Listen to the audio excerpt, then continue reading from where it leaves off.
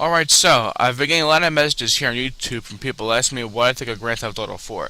Now, I'm sorry I can't show any footage or anything this time, but I'm a busy guy, so, no editing this time around. Sorry about that. And this little video will contain some spoilers about the game, so if you haven't played the game yet, don't want to be spoiled, then either watch this video some other time or just don't watch it. Anyway, now that I've thoroughly played the game, I have to say it's pretty good. I really like the main protagonist, Niko Bellic. I give props to Michael Hollick, who provided superb voiceover acting for Niko. I love Niko's model, and I like his attitude of not taking any shit from anyone. Niko, as you all know, was tricked by his cousin Roman Bellic into coming to Liberty City. Roman lied to Niko about the amount of success he had and how he was living the American dream. When Niko arrives in Liberty City, he finds out that was all bullshit and that Roman is merely an owner of a small taxi service. There are several characters I like in this game, and they're all unique in their own way, which is pretty cool. In the past GTA games, all the characters were, in a way, the same. They were all just people you did work for, and that was that.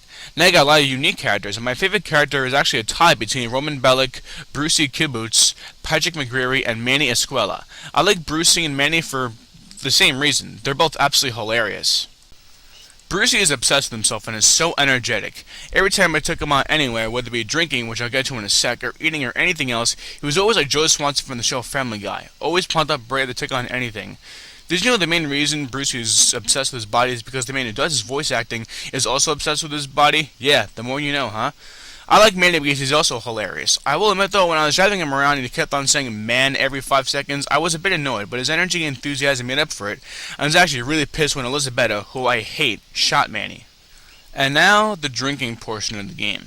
I was pretty excited to see how things were when you were drunk, and I was pretty disappointed to find out that not only can you not fight people when you're drunk, you can't even target them. I wanted to go shoot up places when I was drunk and get into fistfights in the middle of the street, but no, you can't. Driving isn't too tough when you're drunk as long as you go with someone you won't drink too much with. Yeah, how drunk you get seems to depend on who you're drinking with. When I went with Michelle and I drove, it wasn't too difficult, but then I went drinking with Brucie, and when I got in the car, holy shit, the camera was extremely blurry and I couldn't even see where the hell I was going. After I lost the cops, I got into a taxi with Brucie. The taxi started driving, and I looked to the left and saw Brucie get out of the car and actually start fighting with someone. I was like, yo, Brucie, what the hell? Then a second later, he was still sitting in the car, so either I was seeing things or Niko was seeing things. Either way, it was hilarious.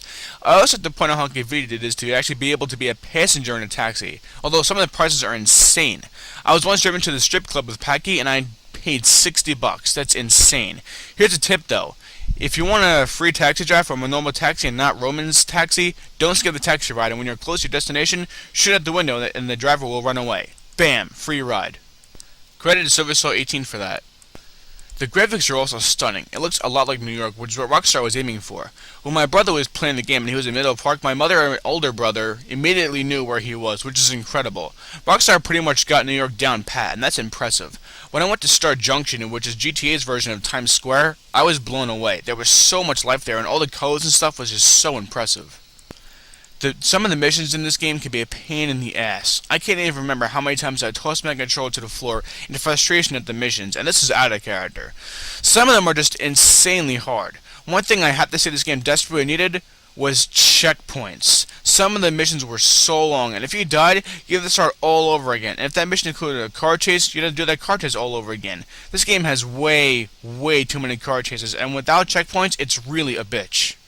And now, the online portion of the game. A lot of people were waiting for online play in Grand Theft Auto 4, and I gotta say, Rockstar did not really deliver, like, in terms of entertainment for online mode. Because don't get me wrong, online mode is pretty good, but to me, it just wasn't that entertaining. I played 3 modes. I played Free-for-all, which is, I think, called Deathmatch, Team Deathmatch, and Cops and Robbers. It was pretty confusing to me. I didn't know what to do. And with the team modes, everybody would just, go along by themselves and like, not even care about their teammates. And I just gotta say, overall, online was decent at best. I didn't really have a lot of fun, but other people probably love it. But it's not that great of a hit to me. But now that I've beaten the game, overall, I think GTA 4 was a pretty good game. I don't agree with IGN's rating of a 10 out of 10, though. That's overrating the game a bit.